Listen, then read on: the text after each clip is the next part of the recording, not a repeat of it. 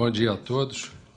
Inicialmente, eu gostaria de transmitir, através da Isabel Veloso, um grande abraço para o nosso querido ministro, professor da nossa escola, e agradecer ao Raul e agradecer ao Fernando pelo convite para falar aqui. Bem, o Everardo disse que ele tangenciou um assunto um pouco chato, que é o assunto relativo a processos. Eu vou fazer a mesma coisa, mas, além de tangencial, vou ter que entrar num assunto um pouco chato, fazendo uma passagem das análises descritivas para uma análise mais estatística. Existe alguma vantagem de um lado ou de outro? Não, apenas uma análise complementa a outra. Eu vou estar especificamente preocupado, ou vou abordar especificamente, a questão relativa à estabilidade macroeconômica em ambiente de leniência fiscal e possível, não necessariamente provável, mas possível elevação dos prêmios de default sobre a dívida pública. Então, eu vou falar com base nas transparências. E vou iniciar fazendo uma pequena digressão sobre o que eu falei aqui neste mesmo fórum, no ano passado, que é observar o que os números dizem sobre a nossa capacidade institucional, política, econômica e social de responder ao aumento de um importantíssimo dado da economia brasileira, que é a relação entre a dívida pública e o PIB, que mais ou menos traduz a relação entre a dívida e a capacidade de pagar a dívida, tendo em vista que as receitas são proporcionais ao PIB. Então, eu vou pular isso aqui para não assustar ninguém. Naquela ocasião, nós havíamos comparado três coisas extremamente importantes. Quando as pessoas olham, existe possibilidade do Brasil percorrer um caminho como a Argentina, ou como o país tal, é preciso observar três coisas muito importantes. Primeiro, a taxa de juros que remunera a dívida. Segunda coisa importante, a taxa pela qual cresce o PIB nominal.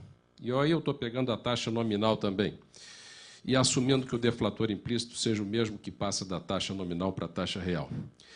E, em terceiro lugar, aquela frase que está ali na terceira linha, chamado reação fiscal. O que é essa reação fiscal? É aí que entra a estatística. Não há aqui modelos, mas por trás daquele número há uma série de modelos estatísticos que eu fiz com o meu parceiro, o Eduardo Lima Campos, também da IPGE e da Escola Nacional de Ciência e Estatística. Essa reação fiscal, ela tenta mensurar, em diferentes fases da economia brasileira, o quanto que o déficit primário reage à elevação da razão sobre dívida e PIB.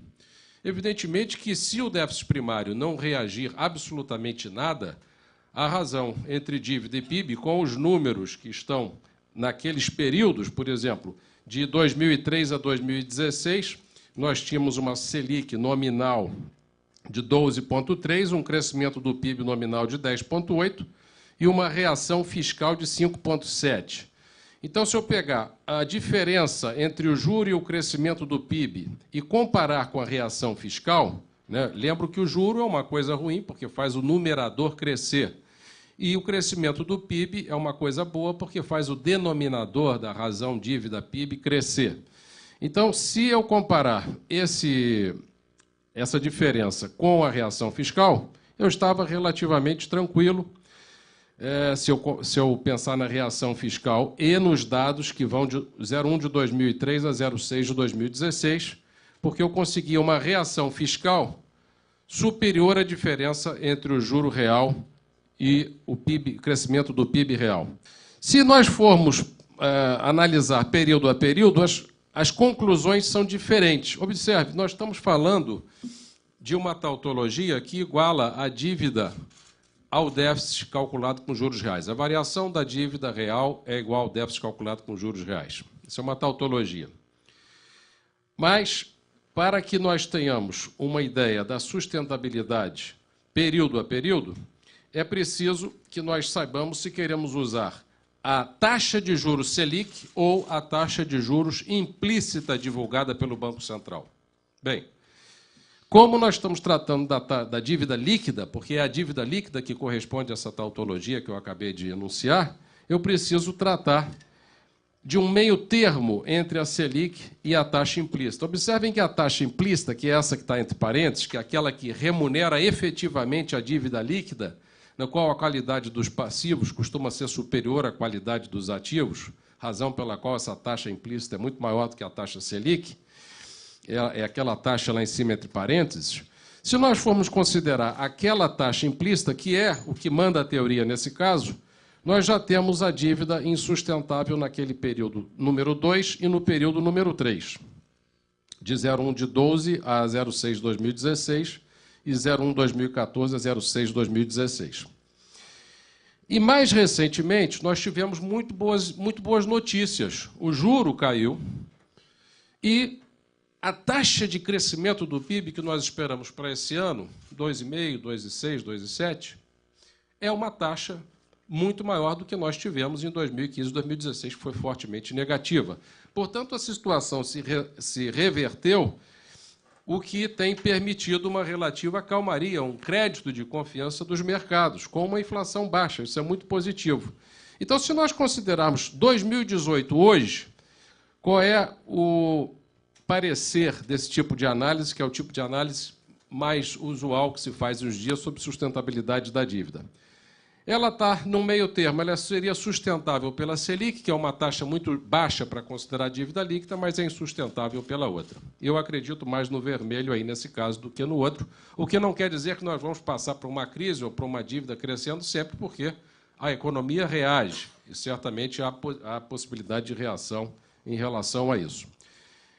E esse é um novo trabalho que tenta estudar, à luz dessa metodologia, mas com outro tipo de questionamento, também os mesmos coautores, o Eduardo e eu, tenta estudar qual é a possibilidade, observem bem, qual é a possibilidade de que o Banco Central, elevando os juros para conter a inflação, não conte mais com a benesse da valorização cambial. Quando é que isso pode acontecer?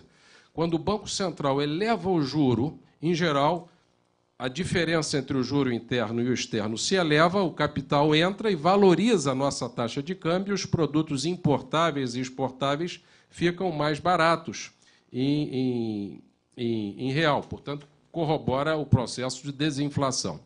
O oposto acontece quando você eleva a taxa de juros e há uma desvalorização cambial que torna mais caros internamente os bens importáveis e exportáveis. A questão é, quando que isso pode ocorrer na economia? Bem, pode ocorrer na economia se, ao aumentar a taxa de juros, o Banco Central emite para o mercado a sinalização de uma possibilidade de default.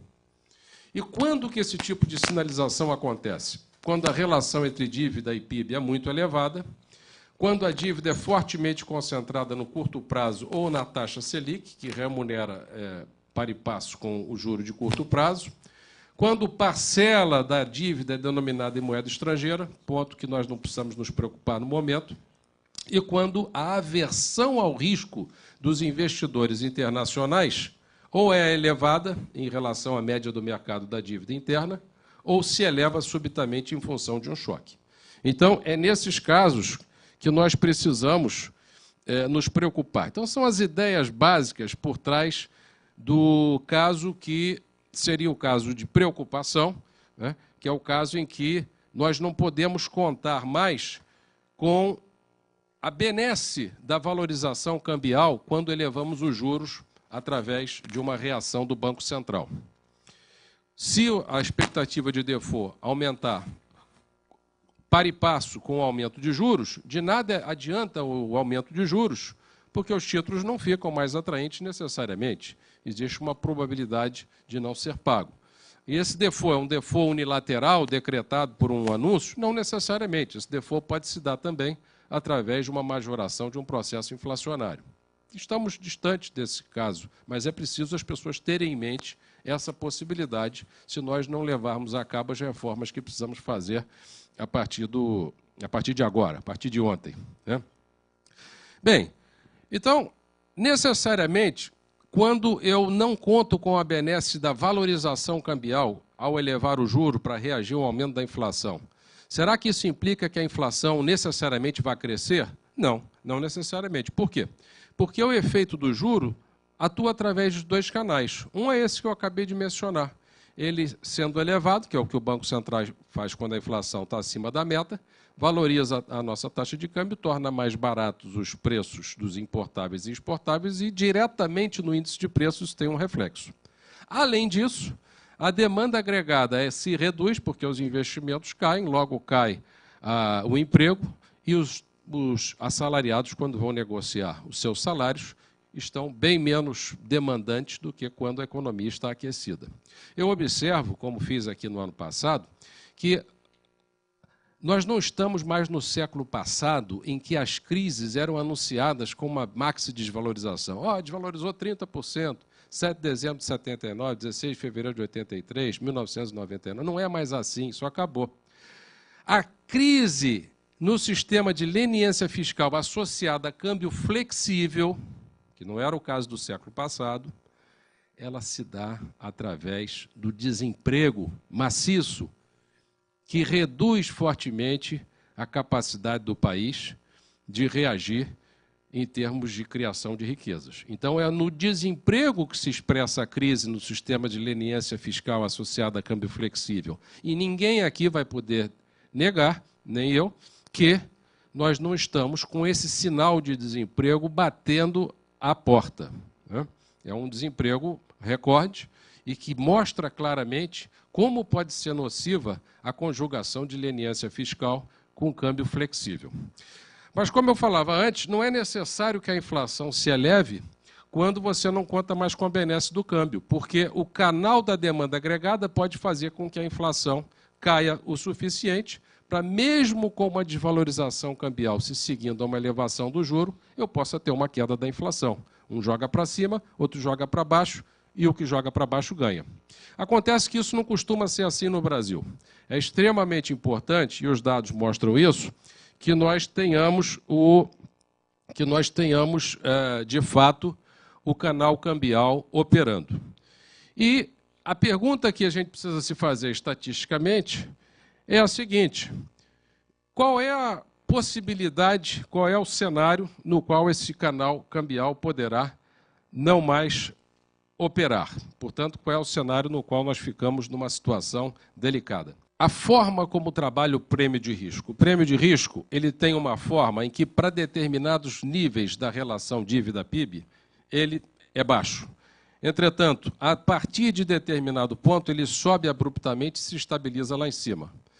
Então, é preciso observar o seguinte: o macroeconomista, ele, quando verifica uma trajetória de dificuldade, ele é um pouco parecido com um oncologista. O oncologista, ele sabe dizer, olha, em algum ponto do tempo vai haver aí uma possível metástase, mas ele não sabe dizer em qual ponto do tempo isso vai ocorrer. E a mesma coisa acontece em macroeconomia. Os parâmetros atuais mostram que nós temos que reagir fortemente. Por quê? Porque se nós formos observar, hoje em dia, o canal do câmbio está sendo muito positivo. Quando você eleva o juro, o câmbio valoriza e nós temos uma queda da inflação tanto pelo lado do câmbio quanto pelo lado da demanda agregada. Então, hoje em dia, estamos tranquilos. O que pode reverter esse processo? Essa é a última transparência e apenas uma parte do trabalho, na verdade, porque o trabalho tem muito mais dados e muito mais conclusões do que esse. Esse é um caso no qual o Banco Central, nós temos um cenário de manutenção do status fiscal atual, sem reformas. O Banco Central mantém a taxa de juros até junho de 2019. E depois, o que se observa? Nesse cenário, que foi obtido através de 10 mil simulações do modelo estatístico, se o Banco Central vai elevando o juro, que é aquela linhazinha azul, que são as elevações da Selic, nesse cenário, que é um cenário bastante negativo, de manutenção do status quo fiscal, nós já temos uma elevação se elevando, mesmo quando eleva os juros a partir de determinado ponto. Esse é o risco que nós corremos. Então, Raul, a questão toda é saber o seguinte. Agora, me permitam fazer uma pequena colocação de ordem não positiva, mas normativa.